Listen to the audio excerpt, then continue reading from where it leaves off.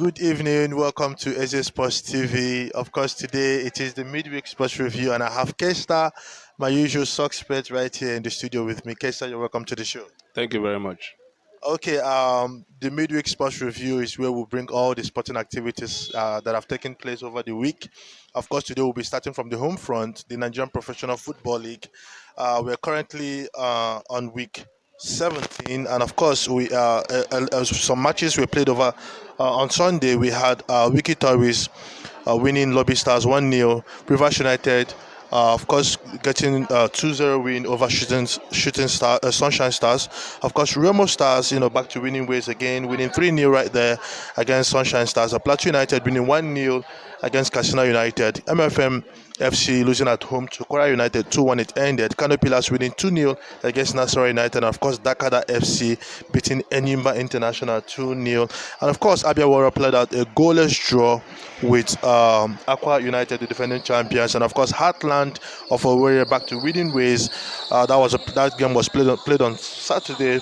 They were 1-0 victors over Niger Tornadoes. Enugu Rangers, of course, getting that 1-0 victory over Gombe United. With this victory, what it simply means is Rivers United is still at the top of the log on 38 points with 17 games. Plateau United, another team who are currently on a good form, 37 points on 17 games. Remo Stars still maintaining their pursuit, for a top two finish. And of course, we have Enugu Rangers right there on the fourth place. The bottom line was the victory on the weekend. I've actually taken Heartland of Owerri out of the drop zone. We had MFM right there on the 20th position, Kashina United on 19th, Niger Tornadoes, and of course Dakada FC making up that one. Kesta, you've seen what Rivers United and of course Plateau United are currently doing. Remo Stars are back winning, though they've actually dropped a lot of points. They're no longer close to these two guys. Enyimba not been consistent, winning and losing. And of course, we have Enugu Rangers, a team who started the season quite well, not being consistent as well. I mean, so far, what do you have to say about how the season is turning out? A very good league so far. Very good league, in the sense that we have seen a lot of surprises already. The way the season started, we talked about a team like Remo Stars, the way they started the season. The winning streak they had. It took quite some time before they had their first loss of the season. They went ahead to lose three matches on the trot. But that shows how well they perform. A new promoted side, as a matter of fact, coming in, taking the league by surprise with the way they started and with the way they are going right now. But for the two top sides, Rivers United, of course, Plateau United, have done so well. A lot of wins for them, even on the road. One thing we have come to see about Nigerian Professional League is that teams are now getting results on the road. Unlike what we used to have before, when when you play at home, you are going to win that one. But now you see teams losing games at home and other teams going away to win matches. So far, so good for the league. Still open, as a matter of fact. Remo Star is still in the mix. They are not too far away, even though they have actually dropped. It's now about Plateau United and Rivers United, dragging who will top the league. But it's still an open league. I mean, in the week 17 of a league, you cannot say that anybody is for now is a favorite. I mean, it's still open. You can still see a surprise of a team coming up, putting up some wins together, and of course challenging this top team. So far, we are really enjoying what we are seeing. Okay, one thing we've actually lacked in the league over the years has been consistent. Apart from Enyimba International, and maybe you can talk about Aqua United here and there, and of course Enugu Rangers, and then Kano Pillars. A lot of teams are not really consistent. You see them performing better this season, and then going on to perform badly the upper season. But Rivers United have been one of those teams who are consistently performing at the top. And of course, in recent time, we've seen Plateau United. What do you think changed from the Rivers side? Because back in the day, we used to have a time where people complained about this particular team. They were languishing on the bottom, always fighting relegation each season. But back-to-back last season, they finished second. This season, they are up there, competing, challenging. You see them play. You see them scoring goals. So far this season, they've lost one game, and that game was on the road. And we've seen how much they perform. What do you really think changed for this Rivers United side, and of course, the Plateau United side as well? For the Rivers United side, it's very simple. I mean, before now we used to have two clubs in that particular side, particular city. Yeah, we have Sharks Football Club and FC, of course, Dolphin Football Club, and these two teams came together to become Rivers United. So Sharks and Dolphin, we are very good, decent side. As a matter of fact, they were playing the top flight of Nigerian football. I mean, when you have two teams owned by the same person, Rivers State government, playing the top flight, it shows how good these teams are. And then coming together will always make the team stronger. So Rivers United, it's not surprising to see them, performing very well the way they're doing recently, because they brought the teams together, formed a very formidable side in Rivers United, and as a matter of fact, everybody expect them to challenge for trophies and start winning something. So I think that's what they are trying to do now, to start winning, because we've seen the performance. They are right there with the top side, but they need to start winning now, and that's what is still missing, lacking from the side. So Rivers United is not surprised that they are doing very well now. For Plateau United, of course, it's a team that have always been there in Nigeria Professional League. One thing about these things is that even compared to the European side, sometimes you find clubs, struggling. It's as if they need to do one or two things, and then before you know it, they're pushing and challenging again. You take Arsenal, for example, the way they performed this season, trying to challenge for top four.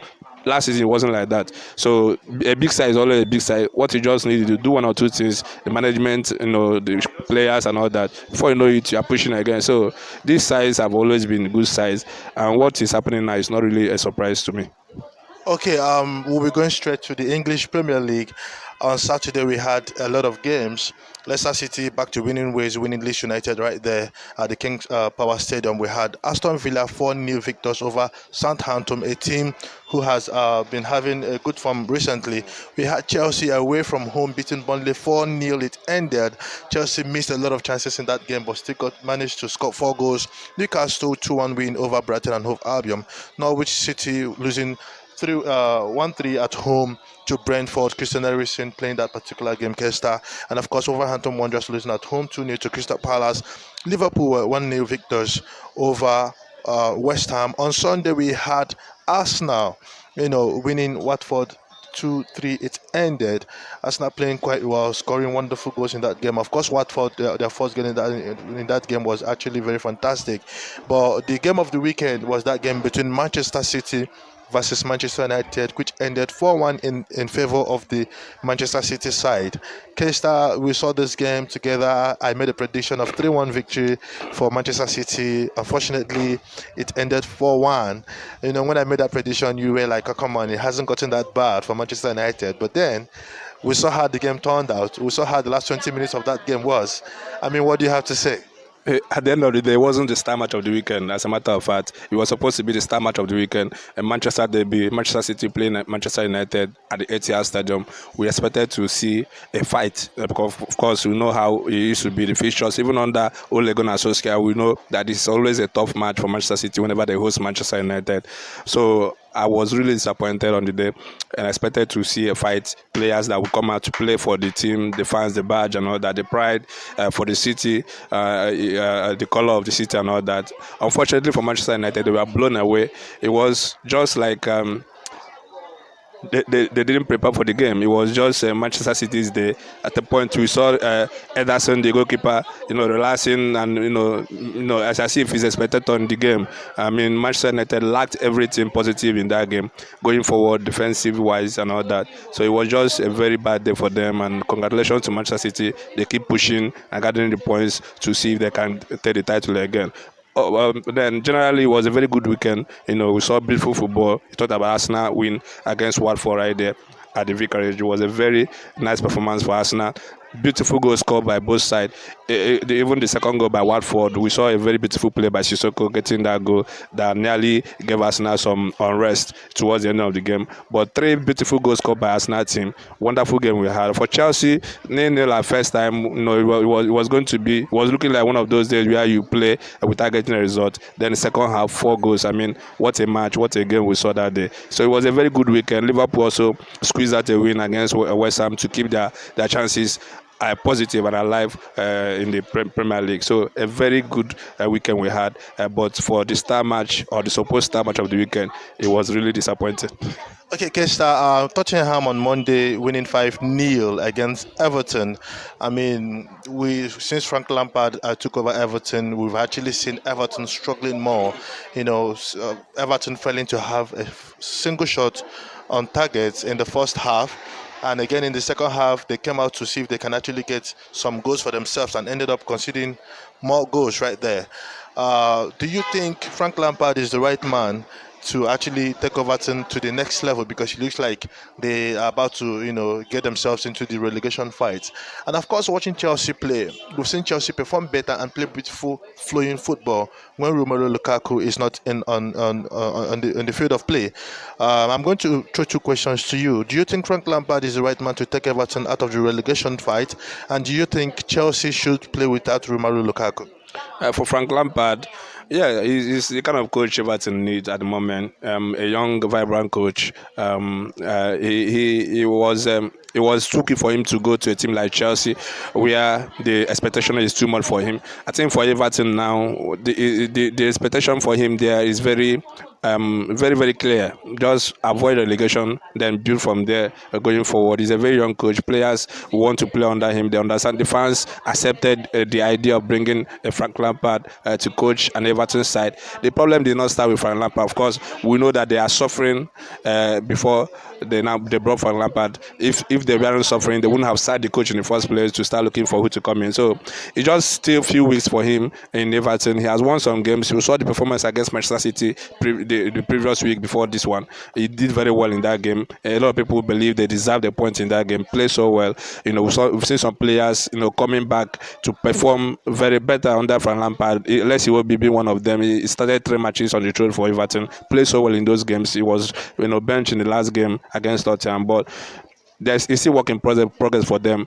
If he can, save Everton, then he can build from there. And then for Chelsea and Romelu Lukaku, there's a reason why he's not starting the games right now. I mean, Romelu Lukaku is a very good player, he's a very good striker, one of the best in Europe. But as it stands now, whatever that happens to him, be it form or whatever it is, since he came back from that injury he had, he hasn't really clicked with the team. So there's a reason why the coach is not playing him right now. And they seems to be doing better, as you rightly say. But it's not just about, Lukaku, it's about other components or other factors in the game. We saw Reece James and what he did in that game. He been mixed, the way Chelsea play, the wing backs have always been a very big factor in the way Chelsea played. Immediately you had Ben Chilwell and Reece James missing out from the matches. He affected Chelsea. Everybody saw how Chelsea depended on those guys to win games. And then we saw Reece James putting up a very beautiful performance. That is his first start since he came back from injury. Got the first goal, of course, made assist in that game. To me, it was man of the match. So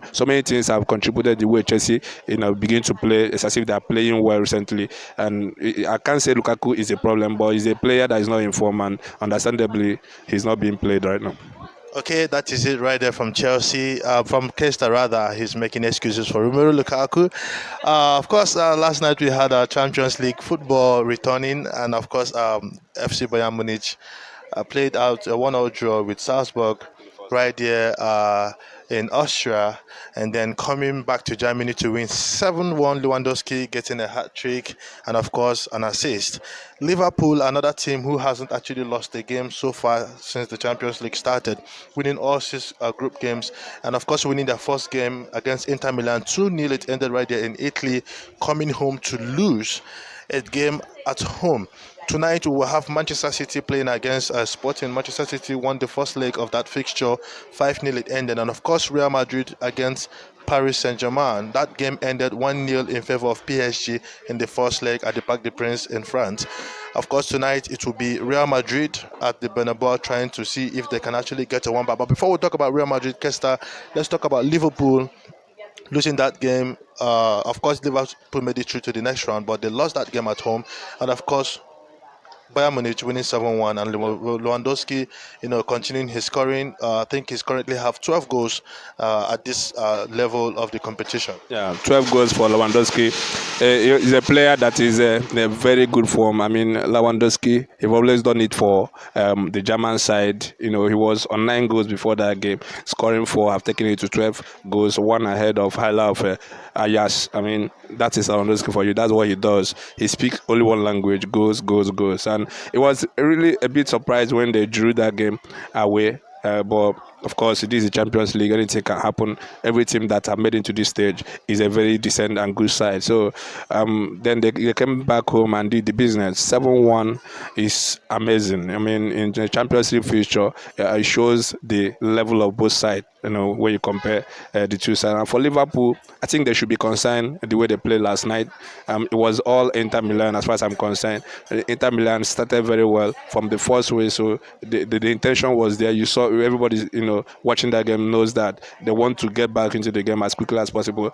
Unfortunately for them, they couldn't score one of the few chances they created in the first half. They couldn't capitalize to score. If they had scored earlier on in that game, it would have been more difficult for Liverpool going forward. But the goal came, I think, this is something minute, and then there was a red card also and all that to disrupt the proceedings of that game. But for Liverpool, I think they should be concerned the way they perform going into the next round. They are made into the next round. That's what mattered for them. But going forward, they should look at themselves very well to see where they didn't do well. Losing at home against Inter Milan means a lot in this competition right now. So congratulations to Liverpool and Bayern Munich for progressing to the next round. Yeah, talking about Liverpool, we saw them over the weekend against West Ham. A lot of missed chances. They struggled to score goals.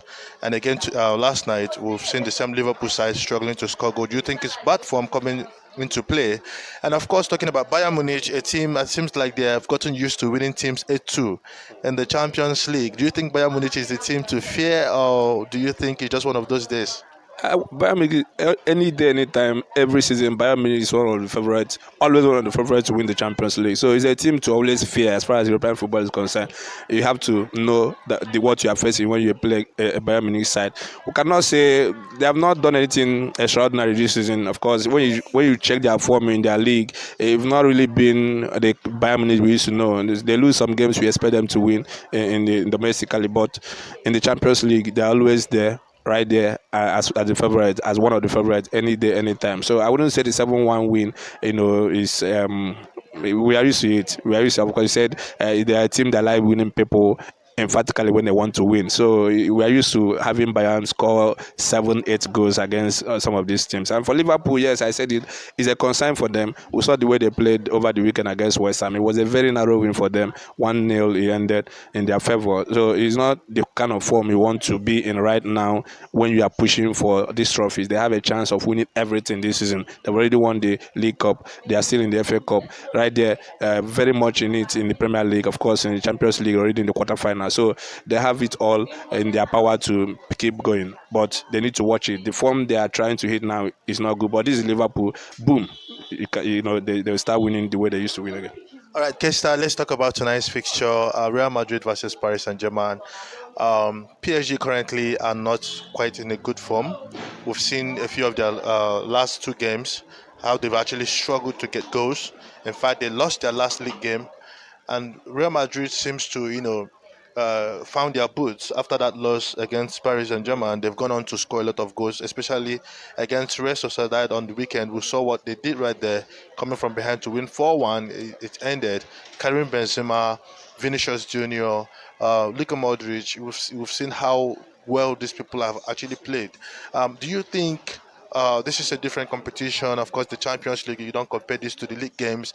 And talking about this particular competition, I think the Real Madrid side are more experienced. Even in as much as we can talk about Lionel Messi, we can talk about Sergio Ramos, and of course some of these big names who have actually won the Champions League a whole lot of times, playing for the PSG side. But we're talking about a Real Madrid side. This is still the same team that won that competition 3 times in a row. We still have a chunk of that team still playing together. Of course, I think I would say that them playing together, I'll still give it to them that they have more experience in this particular competition than the PSG side, and now they are playing at the Bernabeu behind their at home with their fans behind them. Do you think Real Madrid will put up a fight tonight. Do you think Real Madrid have all it takes to come back to this game? Or considering the kind of players that PSG have on their side, do you think it is a done deal for them already moving into the next round? You know the answer to the question you just asked me. Of course, it's a very open game for both sides. You know, it's just 1-0 against Real Madrid right there. And luckily for everybody, I can say there's no away goal rule in this competition anymore. So I think Real Madrid will not be bothered if PSG gets a goal at the Bernabeu. What matters is how well they win this game today. So it's a very open game for both sides. You talked about Real Madrid being a very experienced side, and that's correct. I mean, this is a team that won it all in football. Sometimes it can also be a negative thing for the side. Like there's no extra motivation for some of the players that won it all. But it's not. It's not this. I don't think that's you can find that in Real Madrid because you still have some quite young players that want to achieve. You talked about Vinicius Junior. You talked about some other players, in that squad that will also want to perform and win. But for PSG also, they have the side. They have what it takes to keep to get a result at the Bernabeu. So it's a game that is very wide open for both sides. Whoever that plays well tonight wins the game. Okay, Kesta, we're putting you on the spot. You'll be giving us your prediction concerning the game tonight. And of course, that of the Manchester City side, I would also be expecting a prediction from you, Kesta.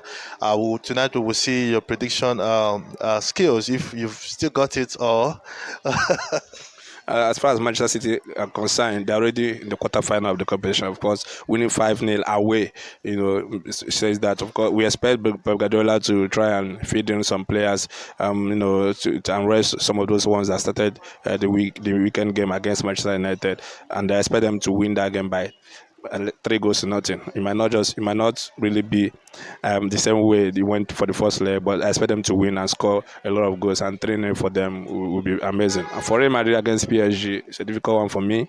I see Real Madrid trying to put up a very good fight. They can't go down that way, even if PSG might take the day in terms of progressing at the end of the day. But I see Real Madrid winning that game today by 2-1.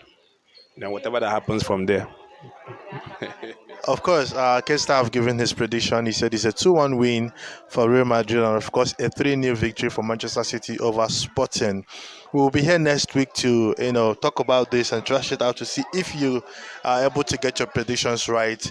This is still the midweek sports review on EzeSportsTV. Of course, thank you to Collins, who is behind the cameras, making sure that you, our fans, are able to watch us live. And of course, Kesta, thank you so much for coming today to do this with you. It's always fun to do sports with you. Thank you for coming. Thank you for having me. Okay, I remain your host, Harrison. Continue to keep it with us. Thank you and bye bye.